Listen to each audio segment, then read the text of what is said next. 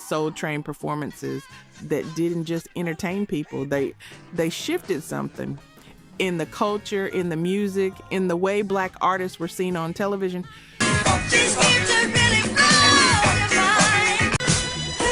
You've heard the songs, you probably know the names, but what happened in that room, what went down on that stage in front of those dancers under those lights, most people don't know the full story.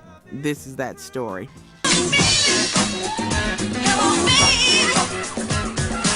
Number 10, David Bowie, Fame, November 4th, 1975. Don't let me hear you say life's taking you nowhere. Here's where the story gets unusual, because this entry isn't about a soul artist at all. It's about what happened the day Soul Train let someone in who had no business being there, and why that moment meant everything. Hey! Run for the shadows, run for the shadows. November 4th, 1975, David Bowie walks out onto the Soul Train stage. Come, baby, run for the shadows. A British rock star, thin white suit, strange energy, and he's there to perform Fame, a song he wrote with John Lennon built entirely around a James Brown sample. Then walk luck and you looked in time, never looked back, walked time. A number one hit that summer. The kind of track that made you forget David Bowie wasn't from Detroit, but here's what you might not know. I'll stick with you, baby, for 1,000. Bowie drank too much that day. He was nervous. They had to tape multiple takes because he kept forgetting the words.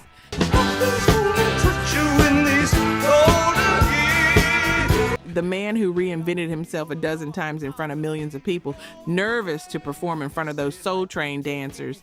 And you know what?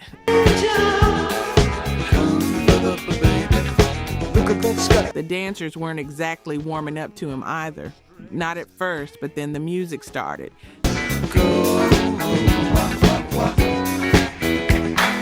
Because Fame, it moves. That low-end groove, that repeating vocal drop, the kind of record where your body decides before your brain does. And somewhere in that performance, something shifted. I'll stick with you, baby, for 1,000 years. The dancers started feeling it. Bowie started feeling them feeling it. And by the end, that room was alive in a way nobody planned for. Don't let me hear you say life's taking you nowhere. Here's what gets me about this. Don Cornelius didn't have to say yes to David Bowie. He didn't have to let rock music into that sacred space. But he understood something bigger than category.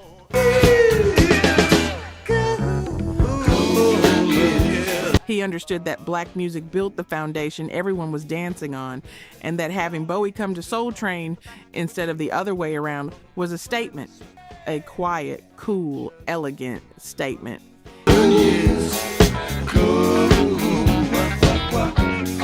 And that's the thing about Soul Train. It never needed to prove itself. It just opened the door and let the music do the talking. Life's begun, nights are warm and the days are young. Number 9 is coming, and it involves 3 women, silver space suits, and a song that redefined what it meant to be a black woman on television. My baby lost her soul. Once I'm begging you, save a little soul. Number 9, Patti LaBelle, Lady Marmalade, December 7th, 1975.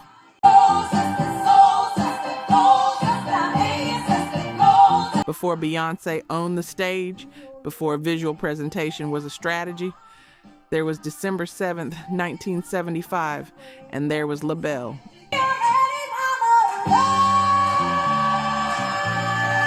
Patti LaBelle, Nona Hendrix, Sarah Dash. 3 women walk out onto the Soul Train stage dressed in metallic silver costumes, feathers, platform shoes you'd need a ladder to climb.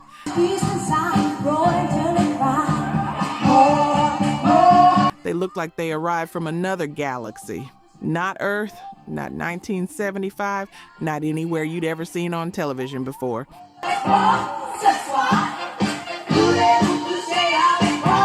And then they open their mouths. Lady Marmalade, if you know, you know.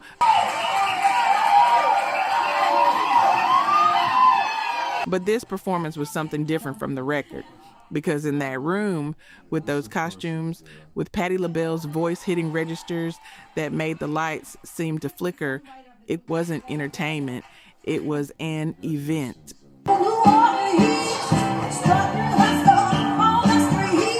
People watching at home that Saturday morning stopped whatever they were doing. Some of y'all just put the cereal bowl down. You know the one. Here's the part that doesn't get enough credit.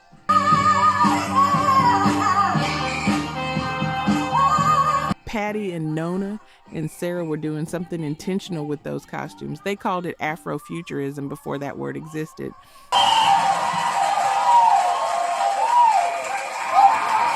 The idea was black women don't have to perform respectability. We don't have to dress down, step back, make ourselves small so the mainstream is comfortable.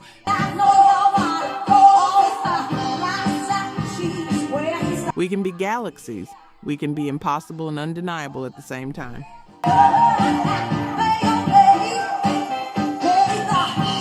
Lady Marmalade had been a hit before that performance, but after, it became a moment, a reference point, the kind of thing people who saw it that morning still talk about like they were there for something important, because they were. Back there, our band, all of them. All 5 of them. And whether you think the costumes were brilliant or a little much, I'll let you decide. That's the beauty of it. Labelle never needed your permission.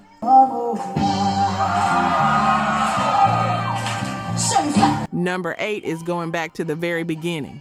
The first time Soul Train went national, and the woman who opened the door for everything that followed.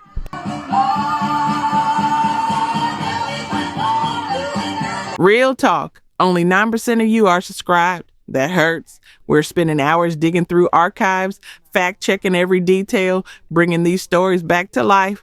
And if you're watching this far, you clearly care. So hit subscribe. It's free and takes 2 seconds. Now, to my subscribers, barely any of you have joined the membership. And honestly, that stings even more. You know the work we put in. You keep coming back. If these videos have ever made you feel something, if this music means something to you, join the membership. It's $1 coffee a month, and it's the only way we keep this going. Let's build this together. All right, back to it. Number 8, Gladys Knight and the Pips. I heard it through the grapevine. October 2nd, 1971.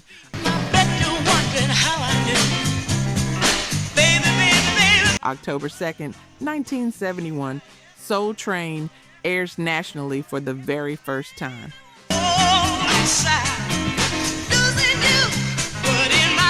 Think about what that means. Before this night, if you were black in America and if you grew up in Chicago and Detroit and Atlanta and Compton, you turned on the TV and almost never saw yourself.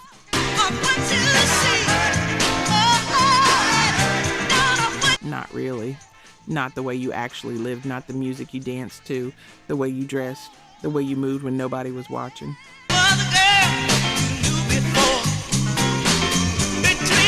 And on this night, Don Cornelius introduces his first guests to a national audience with these exact words: 4 beautiful people who represent a mighty mountain of soul.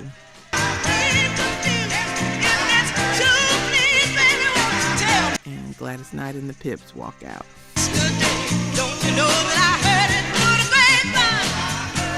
Now, I heard it through the grapevine. You know that song in your bones. Gladys had recorded it before Marvin Gaye did.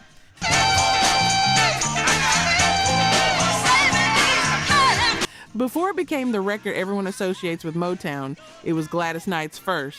And on this night, on this stage, on this historic first broadcast, she brought it back.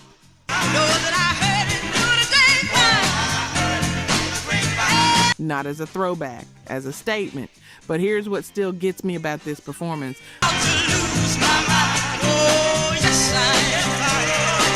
Look at the Pips behind her. Edward Patton, William Gist, Bubba Knight, moving in that perfect synchronized choreography like they'd been rehearsing for this exact moment their whole lives. Because in a way, they had.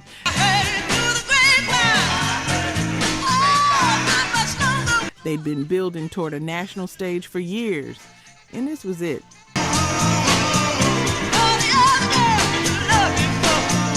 if you've ever been overlooked, counted out, asked to wait your turn just a little bit longer, and then finally got the moment you earned, you know that feeling Gladys was carrying onto that stage.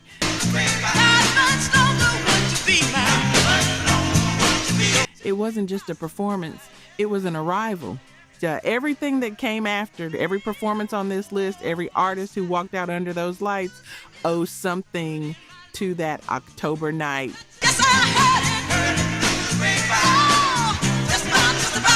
Number 7 is coming, and it's The Godfather in 1974, live, with the tightest band in the history of American music behind him.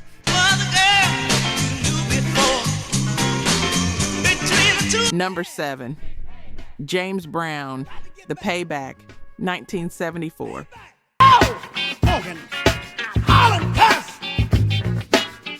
You want to talk about an era defined? James Brown on Soul Train. Jade told me they had. In 1974 is the definition of what an era sounds like. Most artists on Soul Train lip synced. That was the deal.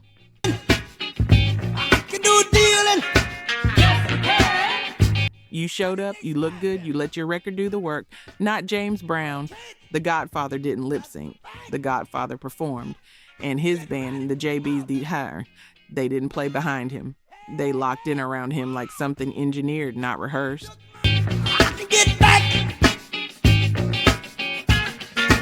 People talk about James Brown's musicality all the time. The screams, the footwork, the showmanship. But when you watch this performance, what hits you is the control. Hey! Every musician on that stage knew exactly where they were in the groove at every second.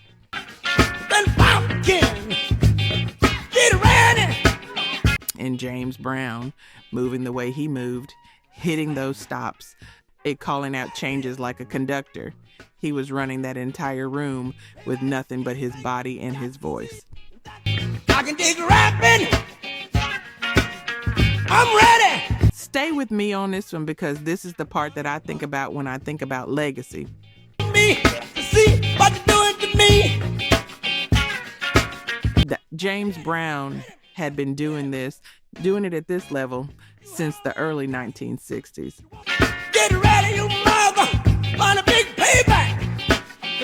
By 1974, he'd been the hardest working man in show business for over a decade. Sold me out.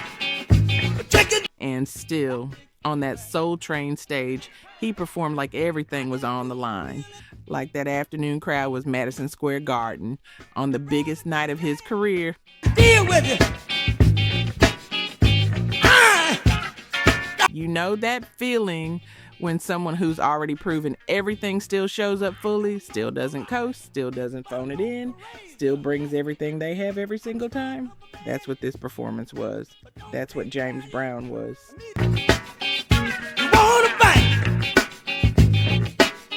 And the dancers that day, you could see it on their faces. This wasn't just watching an artist, this was witnessing something. But don't do no damn squealing.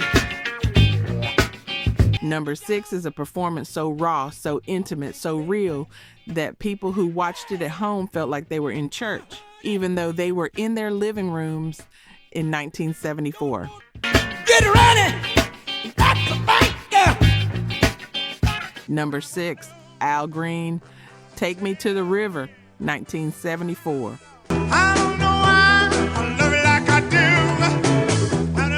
do. One arm, long-stemmed rose, neon platform shoes, and a voice that made the whole room go still. Tell me, baby, Al Green stepped onto the Soul Train stage in 1974 in what should have been an impossible situation.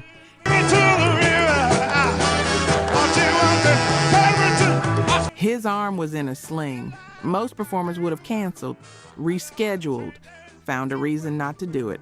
Not Al Green.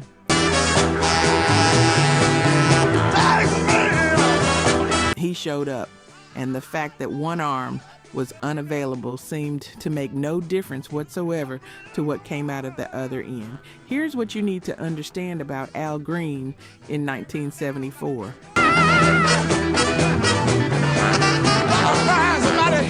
He wasn't performing songs, he was ministering. The man grew up in gospel. His earliest musical memories were in church, singing beside his brothers in a gospel group before he was a teenager. I sing a dance, and I've seen how to have it. And even when he crossed over into R&B, even when the radio plays and the fame and the tours came, that church never left his voice.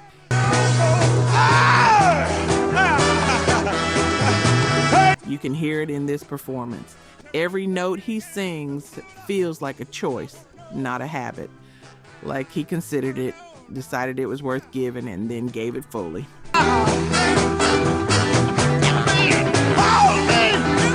That's not something you can train yourself into. That's something that lives inside a person. But here's what's wild. 16, I'll never I wanna know. Just a few months after this performance, in October of 1974, Al Green's life would be shattered by a tragedy at his home.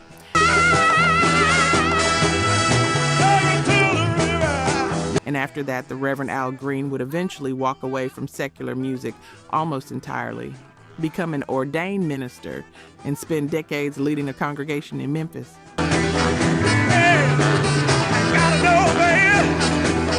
The man you see on that Soul Train stage in 1974, he's singing "Take Me to the River" without knowing how literal that prayer was about to become.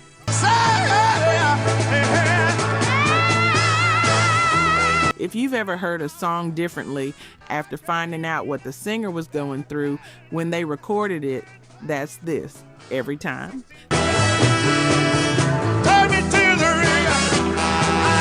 Number 5 is where this list changes gear. Stay with me.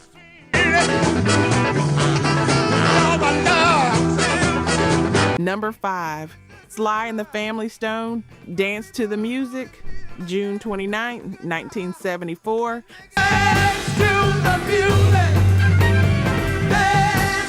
7 minutes, live, uncut, no safety net, June 29, 1974. Episode 105 of Soul Train.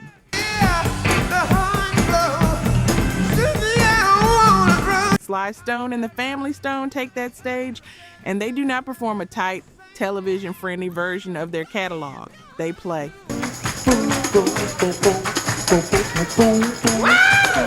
You have to understand what the Family Stone represented at this point. This was a band that broke rules on purpose. Black and white musicians together, men and women together.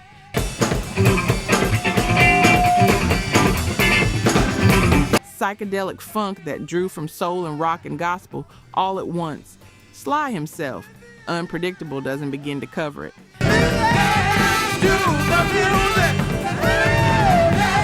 The man had legendary stories about missing shows, about chaos, about showing up to studio sessions days late or not at all.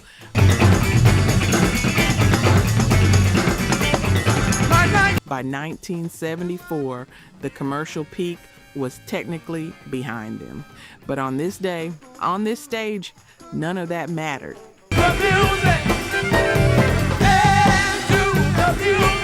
Because Dance to the Music live is a different thing from Dance to the Music on a record.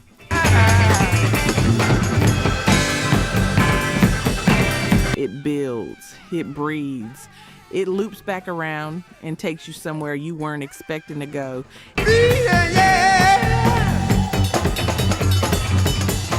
And with the Soul Train dancers filling that room, responding to every shift in the groove, it became something closer to a block party than a television taping.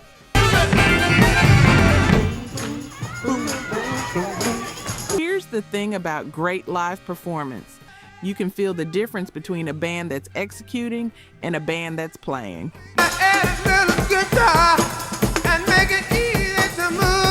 The Family Stone that afternoon was playing, listening to each other, responding to the room, making decisions in real time that nobody rehearsed.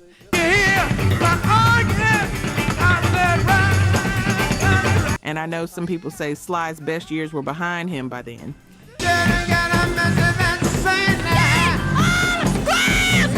That the earlier records were the classics, the magic was spent.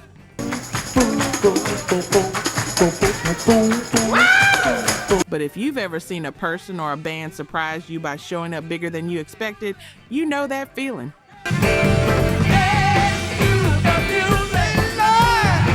That afternoon, Sly surprised everybody, including maybe himself.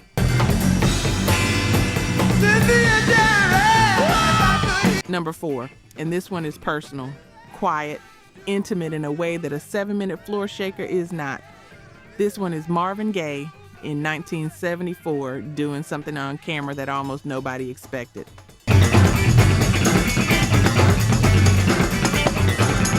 Number 4, Marvin Gaye, Let's Get It On, Distant Lover, February 16th, 1974.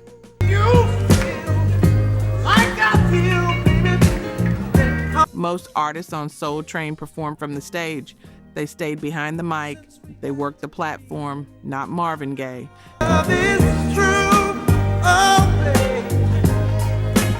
February 16th, 1974.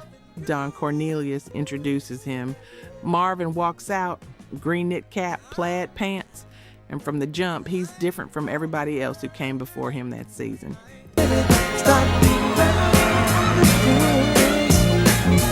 He's not performing at the audience.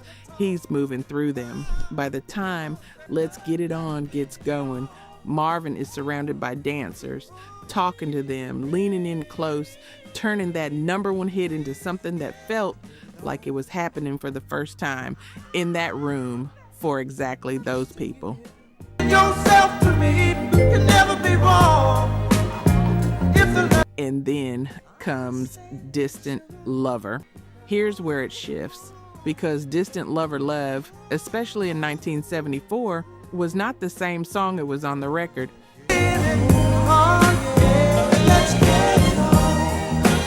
The record is controlled, smooth, almost restrained, live Marvin Gaye let something go. He reached for the kind of notes that sound like they hurt on the way out, like he was pulling the emotion out of his chest rather than his throat. The audience that day felt every second of it.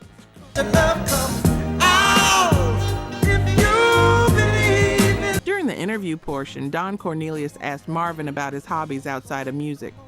And Marvin, never at a loss for a certain kind of honesty, said famously that he was kind of sensual. We're all sensitive people with soul. That he enjoyed people, that he liked fooling around. The audience laughed, but there was nothing dishonest about it. That was Marvin. All of him present, real, not performing for the camera. And here's what that performance showed. Let's get it on, baby. This me. At his peak, Marvin Gaye wasn't just a great singer. He was one of the few artists in any era who could make a room full of strangers feel like they were witnessing something private, like you accidentally walked in on a feeling too big for one person to carry alone.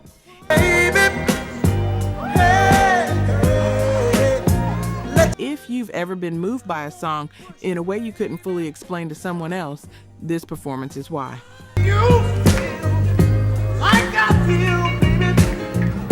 Number 3, the Queen arrived in 1973, and she didn't come alone. She brought the whole church with her. Since we got to be. Number 3, Aretha Franklin, Rock Steady, April 14th, 1973.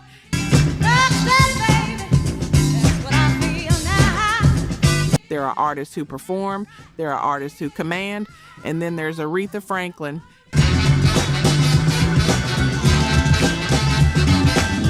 April 14th, 1973. The Queen of Soul takes the Soul Train stage.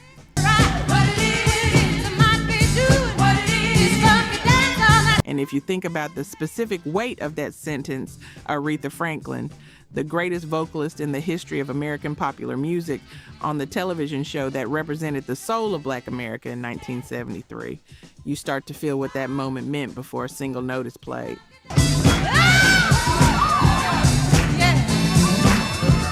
Rocksteady had already been a hit. Released in late 1971, it hit number 9 on the Hot 100 and number 2 on the R&B charts. Sit yourself down in your car and take a ride. But Rocksteady Live, with Aretha choosing to bring it, with those dancers on that floor, it became something else entirely.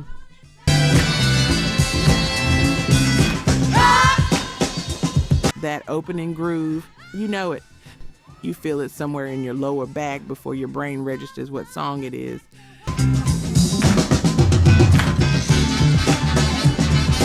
And when Aretha's voice came in, the room responded the way rooms only respond to a handful of people in any generation. Here's what people don't talk about enough.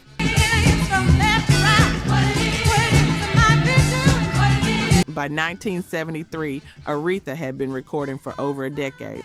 She'd been through Atlantic Records, through personal difficulties that were no secret, through years of being told she needed to be handled and managed and shaped.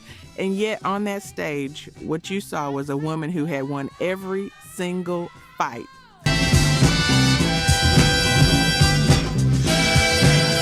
Not loudly, not bitterly, just won.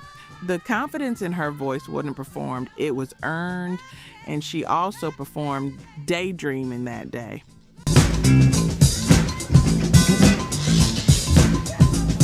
If Rocksteady was the church, Daydreaming was the quiet room after service.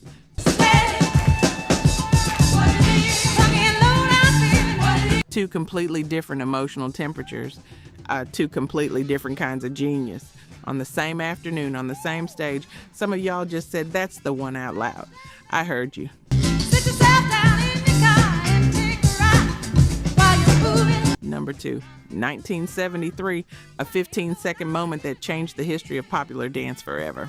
And the wild part is, the Jackson 5 didn't even invent what they were about to show America. They learned it from the dancers themselves. While you're moving, rock steady, baby. Number 2, the Jackson 5 Dancing Machine, 1973. Oh, baby, do it, baby. Got the baby stimulate. Let's talk about the robot. Before Michael Jackson was Michael Jackson, before Thriller, before the moonwalk, before the glitter glove and the sequin jacket, he was a 15-year-old kid from Gary, Indiana, performing on Soul Train with his brothers.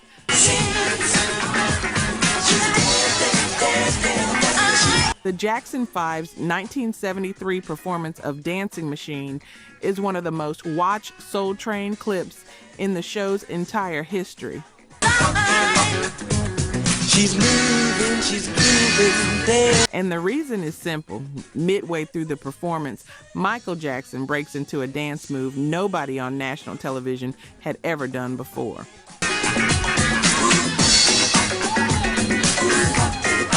Mechanical, more precise, his arms moving like pistons, his body locking into positions that shouldn't have been possible at that speed with that grace.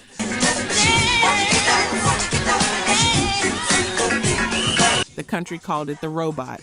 It was on playgrounds for years after, kids across America trying to replicate what they saw on their television set that Saturday morning. But here's what you might not know.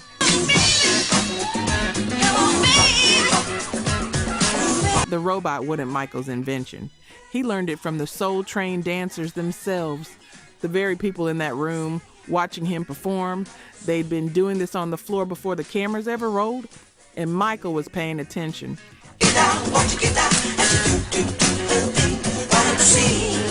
He saw it, absorbed it, and then brought it back to them, amplified, in a way that made it land for every household in America watching at home. Oh, baby, do it, baby. Got the baby stimulate. That exchange, that's the genius of Soul Train. It wasn't one directional. She knows what she's doing. She is super bad now. The artist didn't just come to perform for the dancers. The dancers taught the artist. The culture flowed both ways. And Michael Jackson, already brilliant, already instinctively understanding what made a moment, saw it, honored it, and made it permanent.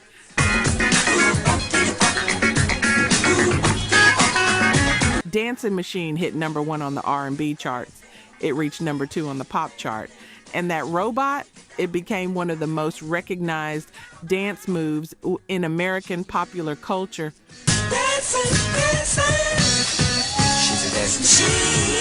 But the thing is, the performance you remember isn't really about the charts. It's about 15 seconds of a 15-year-old boy moving in a way that made millions of people put down what they were doing and just watch. She's a dance machine. Watch it get down, watch it get. You already know where this is going. #1, January 13th, 1973. And if you think you know this story, you don't know this part.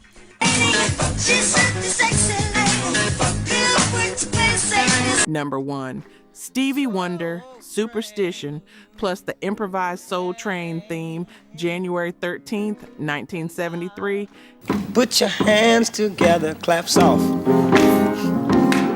January 13th, 1973. Stevie Wonder is 22 years old.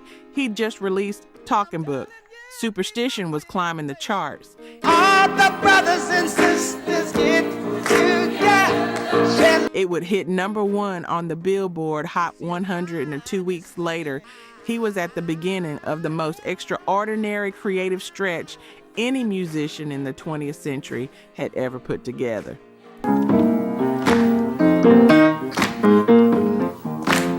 And on this afternoon, he walked into the Soul Train studio, sat down, answered questions from Don Cornelius and the dancers, including genuinely explaining that he doesn't sign autographs very well because he's blind, and then performed Superstition live while those dancers did the bump like the whole world was watching.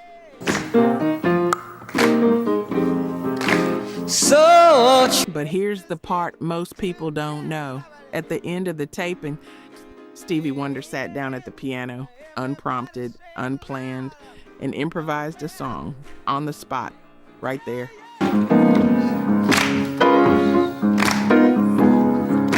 A song about Soul Train, about what the show meant, about the dancers, about the feeling in that room. He sang it like he'd been carrying it around for years and was just now letting it out.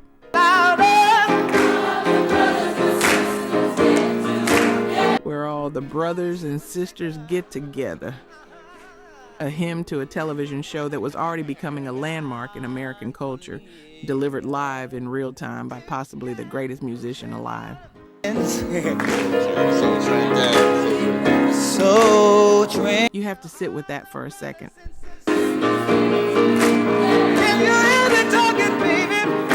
This wasn't a polished moment. It wasn't planned for camera or rehearsed for maximum impact.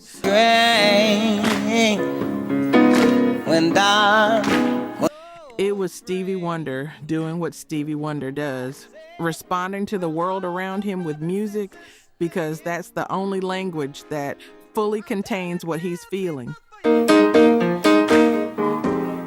See the finest women. And the room that afternoon, they understood what they were witnessing. You can see it in the footage.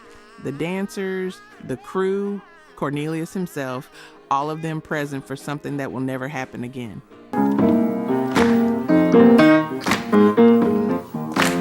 That specific combination of that artist, that room, that moment, that music, and here's what makes it #1 on this list.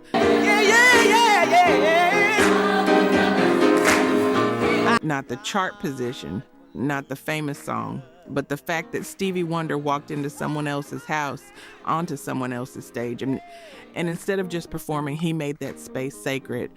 Let's get together. Stop it. He left something there that didn't exist before he arrived. That's not a performance. That's a gift. Well,